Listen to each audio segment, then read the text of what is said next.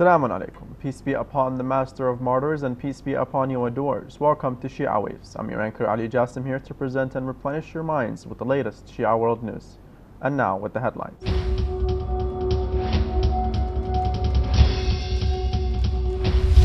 Scholars, journalists, and activists visit the eminent Grand Ayatollah Sayyid Shirazi.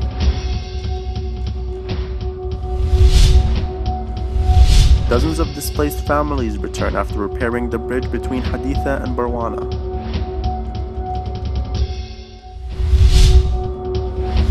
Indian Foundation plans to translate the Holy Quran into 50 languages.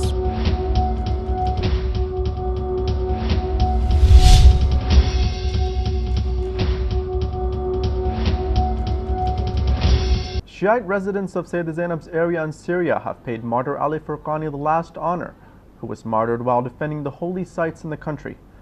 Martyr Furqani was the grandson of the director of Shirazi Seminary School. A large number of Hawza students and Shiite residents in the area participated in the funeral. Martyr Furqani is one of the defenders of Lady Zainab's holy shrine, following the fatwa of the eminent Grand Ayatollah Sayyid Sadiq Hussein Shirazi, may Allah prolong his life, in defending the holy shrines. Within the daily meetings held in the honorable house of the eminent Grand Ayatollah Sayyid Sadiq Hussein Shirazi, may Allah prolong his life, in the holy city of Qom, a number of scholars, Hawza teachers, journalists, and religious and cultural activists have visited His Eminence during the second 10 days of al-Qu'dah. The attendants listened carefully to the valuable advices of His Eminence in the fields of doctrine and morals, along with presenting the reports about the recent activities. Among the attendants were teachers from Zainabiyya Hawza in Damascus, a number of scholars from the eastern province of Saudi Arabia, a group of more converts from Belgium, a religious activist from Egypt, and a group of directors of Husseiniyyas from Iraq.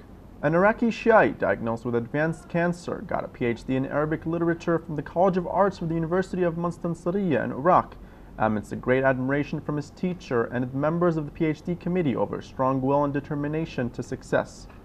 Muhammad Malik Atouf, 32 years old, from Wasat province, works as an assistant teacher at the University of Wasat. He presented his thesis for 3 continuous hours, although he has no ability to sit for 15 minutes in normal days. Atouf's supervisor, Dr. Ra'ad al-Zubaydi, said that he was diagnosed with cancer a year ago, undergoing many surgeries. However, he never gave up at all. Atouf thanked Allah Almighty for helping him in achieving his goal. Anbar Provincial Council has confirmed the return of displaced families to their homes in Haditha and Barwana after the Army engineering staff repaired the bridge between Haditha and Barwana, Western Anbar. He pointed out that the service departments at the Provincial Council have distributed petroleum products and foodstuffs to families. He added that dozens of displaced families returned to their homes in Barwana using this bridge. He outlined the reopening of the police station in Barwana after the formation of a new division of people from the tribes who fought the ISIL Takfiri gangs. The security forces fully liberated Haditha after an attack launched on a wide range resulted in the killing of 65 ISIL terrorists. Highly concerned about the effect of new anti-terrorism measures, fears of Australian Muslims have turned into real nightmare after the rise in the number of hate crimes in southeast Queensland, threatening inclusion in Australia's second largest state. Dozens of anti-Muslim pamphlets were found outside a mosque in southeast Queensland. According to a news source, the abusive pamphlets read, "Terrorists born in Australia are not Australians, they're Muslims." The rise of the attack was coupled by Muslim concerns over the decision of the Australian Security Intelligence Organization Chief David Irvine to raise the country's threat level from medium to high. The India-based Foundation for Distribution of Holy Quran says it plans to translate and publish the Holy Quran in 50 languages. Fadl al-Karim, director of the foundation, said the plan aims to promote the teachings of the Holy Quran in Islam. He said the translations will be distributed among those in the world who want to know more about the teachings and the tenets of Islam. Adults who consume a high-protein diet may be at a lower risk for developing high blood pressure, concludes a study that found participants consuming the highest amount of protein, an average of 100 grams of protein a day, had a 40% lower risk of having high blood pressure compared to the lowest intake level.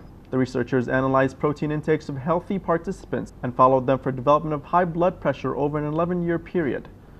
They found that adults who consumed more protein, whether from animal or plant sources, had significantly lower systolic and diastolic blood pressure levels after 4 years of follow-up. In general, these beneficial effects were evident for both overweight and normal weight individuals. They also found out that consuming more dietary protein was also associated with long-term risks for high blood pressure.